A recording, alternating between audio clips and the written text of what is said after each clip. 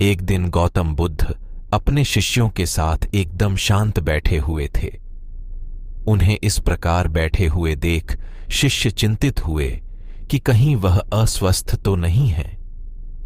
एक शिष्य ने उनसे पूछा कि आज वह मौन क्यों बैठे हैं, क्या शिष्यों से कोई गलती हो गई है। इसी बीच एक अन्य शिष्य ने पूछा कि क्या वह अस्वस्थ हैं, पर बुद्ध मौन रहे। तभी कुछ दूर खड़ा व्यक्ति जोर से चिल्लाया, आज मुझे सभा में बैठने की अनुमति क्यों नहीं दी गई है। बुद्ध आंखें बंद करके ध्यान मग्न हो गए। वह व्यक्ति फिर से चिल्लाया, मुझे प्रवेश की अनुमति क्यों नहीं मिली। इसी बीच एक उदार शिष्य ने उसका पक्ष लेते हुए कहा कि उसे सभा में आने की अनुमति प्रदान की जाए। बुद्ध ने आंखें खोलीं और बोले, नहीं, वह अछूत है, उसे आज्ञा नहीं दी जा सकती। यह सुनकर शिष्यों को बड़ा आश्चर्य हुआ। बुद्ध उनके मन का भाव समझ गए और बोले, हां, वह अछूत है। इस पर कई शिष्य बोले, हमारे आश्रम में जात पात का कोई भेद ही नहीं, फिर वह अछूत कैसे हो गया।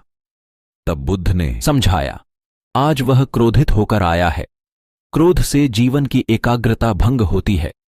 क्रोधी व्यक्ति प्राय मानसिक हिंसा कर बैठता है, इसलिए जब तक वह क्रोध में रहता है तब तक अछूत होता है।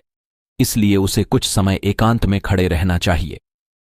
क्रोधित शिष्य भी बुद्ध की बातें सुन रहा था। पश्चाताप की अग्नि में तपकर वह समझ चुका था कि अहिंसा ही मनुष्य का महान कर्तव्य व परम धर्म है। वह बुद्ध के चरणों में गिर पड़ा और कभी क्रोध न करने का प्रण लिया। शिक्षा आशय यह है कि क्रोध के कारण व्यक्ति अनर्थ कर बैठता है और पश्चाताप उसे बाद में होता है, जिसका कोई लाभ नहीं मिलता। इसलिए हमें क्रोध नहीं करना चाहिए। असल मायने में क्रोधित व्यक्ति अछूत हो जाता है और उसे अकेला छोड़ देना चाहिए। क्रोध करने से तन, मन और धन तीनों की हानि होती है। क्रोध से ज्यादा हानिकारक कोई और वस्तु नहीं है। ऐसे रोचक तथ्य जानने के लिए चैनल पर बने रहे, लाइक और सब्सक्राइब करें और बेल आइकॉन दबाए। नमो बुद्धाय।